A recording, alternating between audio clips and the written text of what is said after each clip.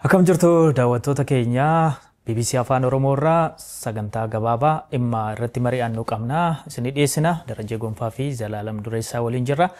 Dhimmi irratti mari'achuuf qophoofne dhimma Ameerikaa akkasumas immoo waraana biyyoota adda addaa keessatti deemaa jiruu fi gahee Ameerikaan achi keessatti qabdu kan ilaallatudha. Keessumaa Tiraamp gara pirezidaantummaatti otoo hin dhufin dura waraana iddoo adda addaatti adeemsifamaa jiru akka dhaaban waadaa galuu isaaniitiin wal qabatee erga gara pirezidaantummaatti yookiin immoo aangoo fudhatanii waraana kana dhaabsisuun maaliifitti cimee maal waraana isa kamtu dhaabbate kamtu milkaa'e kamtu hin milkaa'in isa jedhu irratti marii gabaabaa kan taasifnu ta'a. Akkan waliin turtan isin affeerraa Zalaalam keessumaa waraanota iddoo adda addaatti gaggeeffamu keessa harki Ameerikaa akka jirutti kaafama.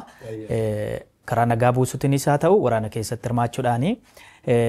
Pirezidaantiin Ameerikaa amma bulchaa jiran kun pirezidaant Doonaald Tiraamp waraanota kana yeroo gabaabaa keessatti keessumaa sa'aatii 24 keessatti waraanota akka dhaaban Ameerikaan illee baasiin barbaachifneef akka hin saaxilamne yeroo duula filannootti kaasaa turani. Erga gara aangootti dhufaniis yaaliiwwan hedduun jiru garuu hin milkoofne. Kuni maalirraa ta'uu danda'a isa jedhurraa kaanu. Tole Darajee Galatoomii Tiraamp yeroo duula filannoo gaggeessaa turanii waraanota hundumaa akka dhaabanii fi Ameerikaan harka ishee dhimma biyyoota garaagaraa keessa akka hin galchinedha kan isaan ibsaa turanii. Haa ta'u malee dhaabuu hin dandeenye Tiraamp waraanota hedduu sa'a 24tti miti haga ammaayyuu dhaabuu hin dandeenye. Jaarraa 21ffaa keessa waraana gurguddaa gaggeeffaman jedhamanii kan ka'an keessaati inni tokko waraana Yuukireenii fi Raashiyaa gidduutti gaggeeffamaa jirudha. Inni biraan immoo waraana Israa'el erga bara darbeeti jechuudha Gaazaa keessatti kan gaggeessaa jirtu dhaabuu hin dandeenye. Isaan kunneen lama waraanota gurguddoo addunyaa keenya mudatan jechuun ni danda'ama. Haa ta'u malee Tiraamp sa'aatii 24 keessatti waraana nan dhaaba baasii Ameerikaan waraana Yuukireen keessatti baasaa jirtus immoo nan hambisa jedhanii akkuma dhaadatan kun garuu milkaa'uu hin dandeenye. Waraanni Yuukireen erga jalqabee ji'oonni 40 ta'an lakkaa'amanii jiru. Guraan dhala bara 2022 lakkaa'ee lubbuu miiliyoonota darbee jira. Qabeenyi manca'ee jira. Buufataaleen annisaa, hospitaalonni, manneen barnootaa Yuukireen hedduun isaanii manca'anii jiru. Ameerikaan yeroo Baayiden irraa jalqabdee meeshaalee waraanaa hedduu isaaniif dhiyeessaa turte. Waraanichi garuu hagammaa osoo hin xumuramiin hafee jira. Tiraamp yeroo 4 waraana kana xumuruudhaatiif yaalii taasisanii jiru. Garuu yeroo arfansaayyuu hin milkoofne jedhaniiru. Haga ammaatti amma baay'ee gaddanii akka jiran ibsanii jiru. Qabxilee kanneen kana tokko lamaatiin ni kaasa.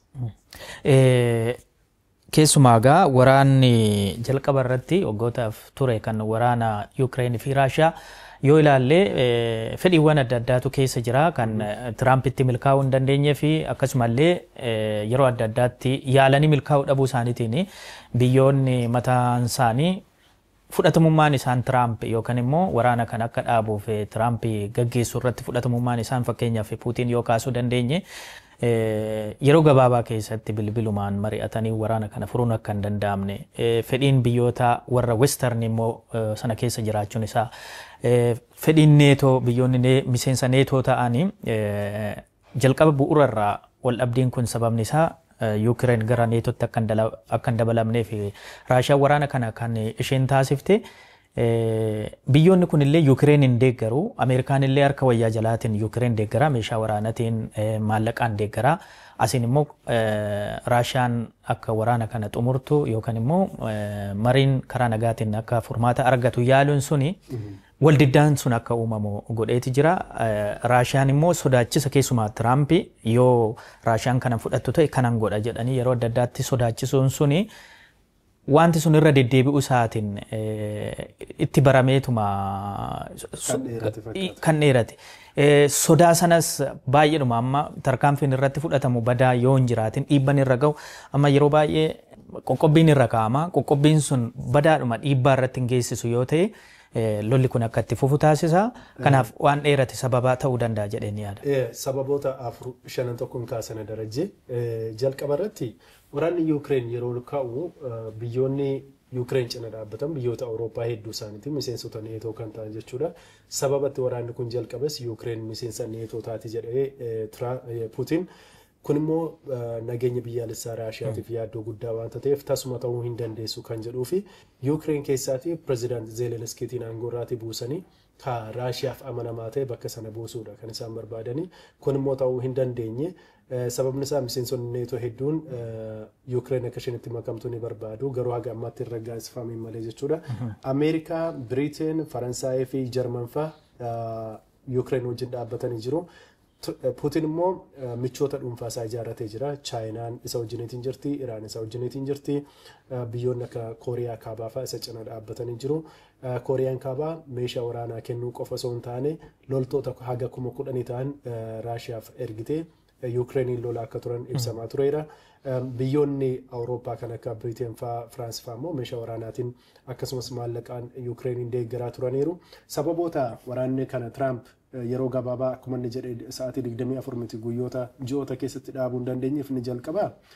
Akka inni tilmaame sana Putin wajjiniitiin hariiroo gaarii waan hin qabuuf ani aangoo yoo hin qabadhe bilbilumaatiin si'a 2-3 dubbadhee waraana kana nan dhaaba jedhee tilmaama salphaa kennuunsa waraanichi sababa jalqabaati salphaatti akka hin dhumne kanneen taasisan keessaati isa tokkodha.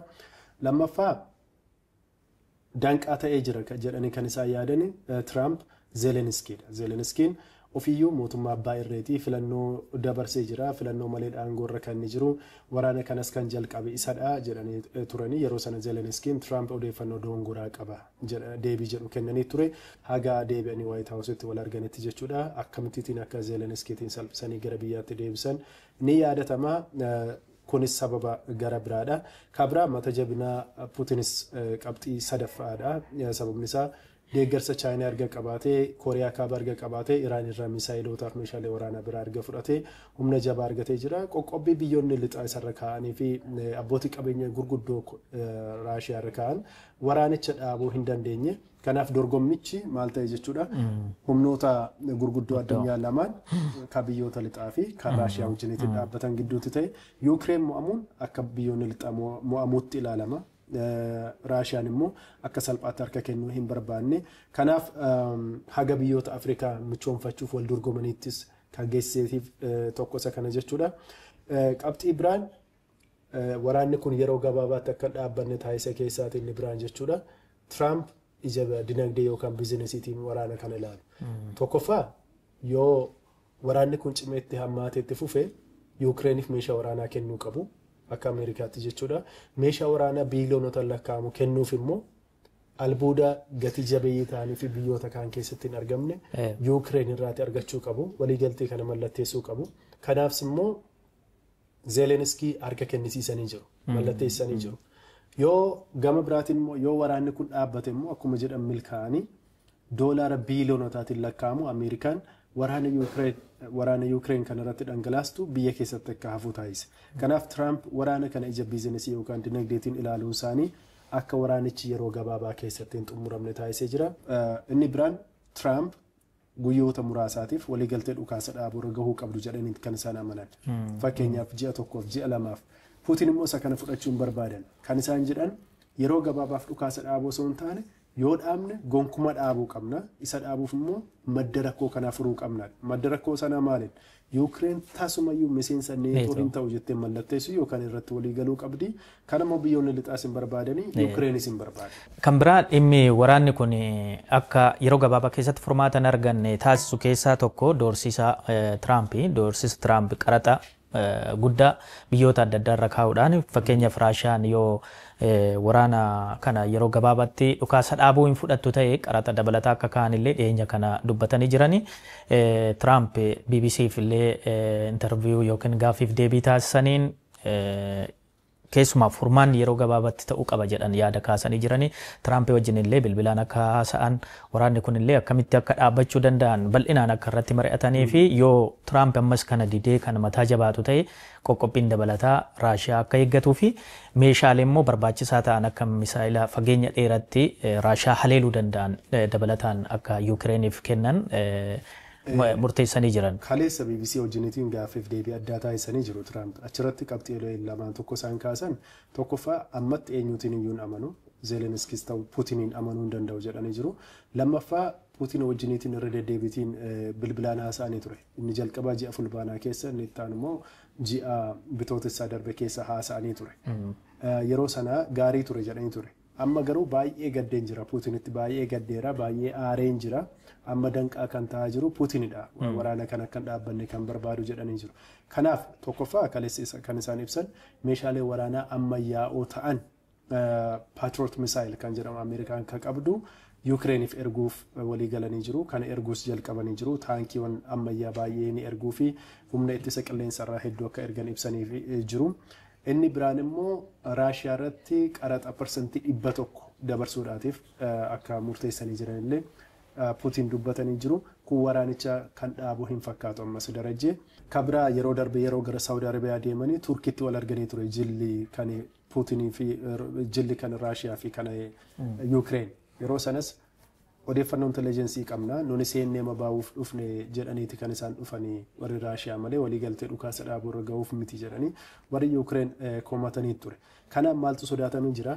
Emmanuel Macron iyyuu dabalatee kaleessa sodaa keessa jira yaaddoo qabna Raashiyaa irraa ta'edhanii dubbatanii jiru. Kana jechuun biyyoonni yoo Ukraine bu'amtee Raashiyaan kan isheen dhuftu gara Faransaay, gara UK, gara warra biyyoota kaanitti deebi'uu dandeessi waanta ta'eef humnoota kana kan Kooriyaa kaabaa fa'aa wajjin ta'anii waraanni Ukrainii fi Raashiyaa kun yaaddoo Ukraine qofa osoo hin taane yaaddoo biyyoota Awurooppaa hundumaati. Kanaaf of qopheessuu qabna jedhanii jiru.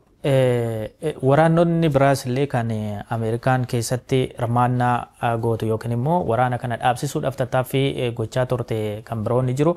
Isaan keessaa waraana Israa'eel fi Gaazaa yookiin immoo Hamaas fudhachuu dandeenya. Ameerikaan yeroo adda addaatti waraanni kun illee akka dhaabbatuu fi yeroo adda addaatti dhukaasni akka dhaabbatu labsitee turte haga ta'e yaalamee waan milkaa'ee jira. Ergasiis immoo wanti kun kufee yeroon itti waraanatti deebi'an ni jiru. Rakkoo guddaatu keessumaa Gaazaa keessatti wal qabatee sarbama mirgoota namoomaa, aleellaa, yakka waraanaa wantoota gurguddootu ta'a. Kana keessaas immoo hirmaannaan Ameerikaa waan jiruu fi Ameerikaan kana keessa akka harka qabduutti kaafama. Kallattiidhaan waraana ergitee loluu baattullee Ameerikaan Israa'el deeggarti yaadni jedhu ni jira. Kanaafis yeroo adda addaatti yeroo Ameerikaan jaarsummaadhaaf dhimma kana ilaaltu Hamaas fa'aa biraa garee warra Gaazaa yookaan Palestaayin warra Filisxeemiin deeggaran biraa amanamummaan Ameerikaan qabdu guddaa miti. Sanaaf achi loogdi Israa'eliif loogdi jedhamee waan yaadamuu fi kanaaf yeroo adda addaas biyyoonni akka Omaan fa'aa Masrii fa'aa jaarsummaa keessatti akka hirmaatan ni taasifama. Haa ta'u malee gidduu kanallee dhimma kana irratti mariin taasifamaa jira. Amma otoo xumurarraan gahin torbee lamaaf deemaa jira. Kana keessattis egaa hirmaannaan Ameerikaa jiraachuun isaa pirezidaantiin Ameerikaa kanas furmaata itti fufiinsa qabu fiduu dadhabuun isaanii waadaa pirezidaantichi galan kun akka milkoofne kan agarsiisudha. Waraana biroos kaasuu dandeenya kan Iraan kaasuu dandeenya waraanota iddoo biraattis deeman kaasuun ni danda'ama. Jalqaba dhufe waan lamaatiin duula gaggeesse miti tokko waraana Ukraine nan dhaaba kan lammaffaa kan Gaazaa keessaa nan dhaaba kan jedhu ture. Lamaasaa yoo gammaatti milkoofne Ameerikaas ta'e Trump Israa'eliin deeggaruun isaanii harka wayyaa jalaatiin miti ifumaa ifattidha addunyaan kan beektudha. Gaafa onkoloolessa torba Hamaas Israa'el irratti haleellaa raawwate namoota 1,000 ol gara 1,200 ol ajjeesee kan ukkaamsee fudhatee deeme Antooni Blinken fa'aa dabalatee yeruma sana gara Israa'elitti imalanii gaggeessitoonni biyyoota Awurooppaa hedduun deeggarsa isaanii ibsanii jiru. Ameerikaa dabalatee jechuudha. Meeshaalee waraanaa hedduus Ameerikaan eessaa fi turte Israa'eliif kun waan ifatti beekamudha. Dabalataatiin Trump deeggara Israa'el isa jabaa ta'uunsaa yeroo marsaa jalqabaa irratti biyyatti Ameerikaa bulchaa turanii ibsanii jiru. Magaala guddoon Israa'el Teel Aviv osoo hin taane Jerusalem ta'uu qabdi jedhanii kan ibsanii. Hamaas dhabamsiifamuu qaba, uummanni Gaazaa bilisa bahuu qaba jedhanii ifatti kan dubbatanidha. Kanaaf waraanni kun maaliif aga ammaatti xumura dhabe gidduu kana Netanyaahuu wajjinitiin Ameerikaatti mari'atanii ture Washington DC imalanii ture Netanyaahuun waraanni baay'een isaa dhaabbataa jira. Isa duraarraatii hir'atee jira garuu Netanyaahuun kan inni barbaadu Gaazaa keessaatii uummata bakka tokkotti baasee gara Raafaa keessatti jechuudha. Kaampii tokko qopheessee amma marsaa jalqabaa irratti uummata gara 600 ta'uuf mana ijaaranii kaampii ijaaranii bakka tokko galchuu barbaadu. Kanaaf immoo Hamaas akka wajjiniitiin hin galleef galmeessanii sakatta'anii namoota achi galchuudha kan isaan barbaadan kun akka mana hidhaa guddaa tokkotti uummata Filisxeem sassaabuuti jedhanii biyyoota kan akka Masrii dabalatee gaggeessitoonni biyyoota Awurooppaa biyyoota Arabaa akkasumas UN dabalatee dhimma kana balaaleffatanii jiru. Kanaaf Netanyahuun uummata Gaazaa miiliyoona 1.2 ta'u kaampiitti galchee sana booddee Hamaasiin nan dhabamsiisa ejjennoo jedhu qaba. Trump illee lafa Gaazaa kana baay'ee miidhagduu akka ta'e kana irra deddeebi'ee kaasee jira. Kanaaf Projektiin Netanyahuun dhiyeessee kun baay'ee bareedaadha. Biyyoota ollaa wajjiniitiin taanee ni deeggaradhanii dubbatanii jiru. Masriin maal isheen kan jette uummanni Gaazaa bakkuma jirutti magaaluma diigame kana keessa osoo taa'ee jiru manneen isaanii jalaa diigaman achumatti deebisnee ijaarree Gaazaa misoomsina irra deebinee ijaarra kan jedhu ejjennoo qabu. Isaan kaan garuu isaan keessaa baasna. Netanyahuun maal jedhe biyyoonni ollaa jiran uummata Filisxeemiif jireenya gaarii kennuu danda'an osoo ofitti fudhatanidha. Kana jechuun maal jechuudha? Israa'el bakka sana keessaa uummata sana baasaa jirti jechuudha. Kan ammoo Hamaasis kan fudhatu miti. Mariin Kaatar Dohaatti gaggeeffamaa jira. Waliigaltee irra hin geenye. Trump immoo kan isaan deeggaran yaada Netanyahuuti. Waraanonni kun lameen ammas lafarra kan harkifatanii fi yeroo gabaabaatti kan xumuramanii fakkaatanii. Kanaaf Ameerikaan waraana dhaabuu qofa osoo hin taane waraanni akka itti fufuufis biyya sababa taatedha jedhanii kanneen qeeqan. Kan biraas egaa waraanni biraa kan tuttuqaa Ameerikaa wajjin wal qabatan kan biroo ni jiru kan akka Chaayinaa fa'aa wajjiniin kaasuun ni danda'ama. Iraan jalqaba kaafnee turre. Haa ta'u malee immoo kan Ameerikaan gama tokkoon akkuma kaafne gama tokkoon nagaa jecha gama kaaniin immoo hirmaannaa waraanaa qabaachaa akka turte kan nuyi kaasaa turre kan ittiin milkoofte immoo fakkeenya kaasuu ni dandeenya kan fakkeenyaaf kan Indiyaa fi Paakistaan kaasuu dandeenya. Indiyaa fi Paakistaan biyyoota meeshaan nukleeraa qabanidha. Lolli kun yoo jabaate biyyoota wal balleessuu danda'anidha. Lolli kun yeroo gabaabaa keessatti akka dhaabbatuu fi hirmaannaan Ameerikaa achi keessaa qabdu baay'ee guddaa akka ta'ee fi waraanni kun yeroo gabaabaa keessatti akka dhaabbate gumaachi Ameerikaan taasifte guddaa akka ta'ee fi keessumaa immoo Tiraamp dhimma kanarratti Noobeelii nageenyaaf akka badhaafamanii fi Paakistaan eerumsa kennitee jirti. Kan bira waan Tiraamp milkeessan keessa marsaa duraattis ta'u Kooriyaa Kaabaa wajjiniin hariiroo gaarii qabaachuu waan pirezidaantonni Ameerikaa kanaan duraa hin qabaanne hariiroo Kooriyaa Kaabaa wajjiniin taasisaniin walitti dhufeenya Ameerikaa fi Kooriyaa Kaabaa duraan wal eeggachuurraa walitti wal gaarreeffannaarraa gara hariiroo haga ta'e salphaa ta'etti dhufeera. Ta'uyyuu waliigaltee irra hin gaamne sunis banaa ta'ee tafee dhimmi gabbisanii kularaa. Kooriyaan Kaabaa ajandaa Tiraampiyuun ta'an. Turte. Kabira Afrikaa keessaati Koongoo fi Rwaandaa araarsanii jiru walitti bu'insa yeroo dheeraa turedha. Biyya albuudaan badhaatu taatedha. Tiraamp immoo nama biizinesii waan ta'aniif albuuda Koongoo keessaas kan barbaadan fakkaata. Biyyoota baay'ee wajjin waliigalteen Tiraamp taasisu dhimmuma sana wajjin wal qabata. Tarii Huutii wajjiniinis yeroo gabaabaaf ta'u waraanni akka dhaabbatu aga tokko waliigalteen taasifamee ture. Haa ta'u malee torbee darbe keessa Huutiin deebi'ee dooniiwwan galaana Meeditiraaniyaan irra darban irratti haleellaa raawwatee ture. Haa ta'u malee yeroo muraasaafis ta'u akka Huutiin haleellaa kana raawwannee fi mariin akka taasifamuu fi tarkaanfiin aga ta'e fudhatamee ni jira. Walumaa galatti sagantaa keenya xumuruudhaatiif siyaasa addunyaa Tiraamp jijjiireedha jedhameeti kan amanamu. Keessumaa baha giddu galeessaa keessatti siyaasni kana booddee hordofamu kan Ameerikaa giddu galeessa godhate ta'uu danda'a. Israa'el wajjiniitiin dhaabbachuun kanneen jedhanii kaasanis ni jiru jechuudha. Kanaaf Ameerikaan gam tokkoon nagaa buusuuf gam tokkoon immoo waraana kaasuuf harki ishee bakka lamaan iyyuu jira. Akkuma namoonni kaan tokko tokko waraannis nagaadha jedhanii kan amanan ni jiru. Fakkeenyaaf Iraaniin gaafa rukutanii niwukileera akkan hidhanneefidha nagaa buusuufidha jedhaniiti garuu haleellaa guddaadha immoo kan isaan irratti bananii. Kanaaf Ameerikaan bakka geessee iddoo baay'ee irratti rakkoo guddaatu uumamee darbe garuu kan Tiraamp haga ammaatti kanneen waadaa gale keessaa waraana Israa'elii fi kan Yuukireen dhaabuu hin dandeenye. Marii keenyaas irratti goolabna. Daawwattoonni keenyas yaada isaanii nu qooduu danda'u. Ameerikaan harka tokkoon nagaa, harka tokkoon immoo hirmaannaa waraana keessatti taasiftuuni.